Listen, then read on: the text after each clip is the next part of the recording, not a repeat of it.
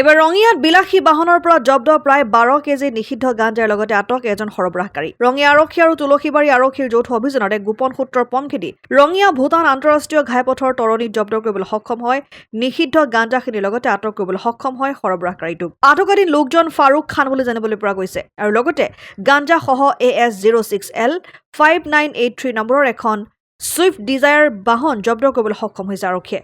উল্লেখযোগ্য যে এজনৰ পিছত এজনকৈ সৰবৰাহকাৰীক আৰক্ষীয়ে আটক কৰিবলৈ সক্ষম হৈছে যদিও আৰক্ষীক কেৰেপ নকৰি অপৰাধীসকলে ন কৌশলেৰে চলাই গৈছে বিভিন্ন অপৰাধমূলক কাৰ্যকলাপ, যাৰ বাবে চিন্তিত হৈ পৰিছে ৰঙিয়াবাসী।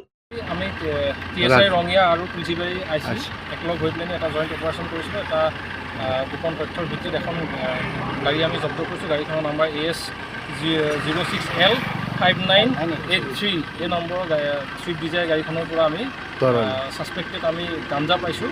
এপ্ৰক্স 12 কেজি আমি গাঞ্জা জব্দ কৰিবলৈ সক্ষম হৈছোঁ আৰু লগতে এজন আমি ব্যক্তিক ব্যক্তিজনৰ নাম ফাৰুক খান নামৰ এজন ব্যক্তিক আমি বৰ্তমান আমি এৰেষ্ট কৰিছোঁ। এইটো একচুৱেলি আমাৰ তুলসীবাৰী OP আণ্ডাৰত পৰে। তুলসীবাৰীৰ পৰা যিটো ভূটান ৰোড এইটো তৰণী অঞ্চলত ৰঙিয়াৰ পৰা আইনাল হুছেইনৰ ৰিপৰ্ট, অসম আদিত্য। NKS হুণ্ডাইলৈ স্বাগতম। নৰ্থ ইষ্টৰ প্ৰথম GDSI 2.0 ফিচাৰ্ছ ডিলাৰ হৈছে NKS হুণ্ডাই।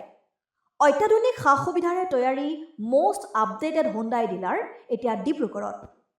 আমাৰ NKS হুণ্ডাই ডিলাৰত open sales consulted room, customer ৰুমৰ লগতে পুৰণি গাড়ীৰ এক্সচেঞ্জ ফেচিলিটিও ৰখা হৈছে। ইয়াত চেলছৰ লগতে ছাৰ্ভিচ ছেক্টৰৰ সুন্দৰ সুবিধা আছে। প্ৰয়োজনীয় সকলো এডভান্স টুলছ, হুইল বেলেন্সিং, এলাইনমেণ্টৰ অত্যাধুনিক machine, post hydraulic lift, fully trained man পাৱাৰৰ লগতে nitrogen gas filling facility, fully automatic car washer ফেচিলিটিও আছে।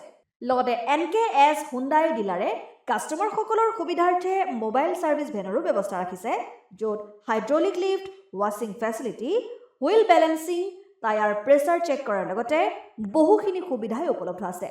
NKS হুণ্ডাইলৈ আহক আৰু সুবিধাসমূহ গ্ৰহণ কৰক।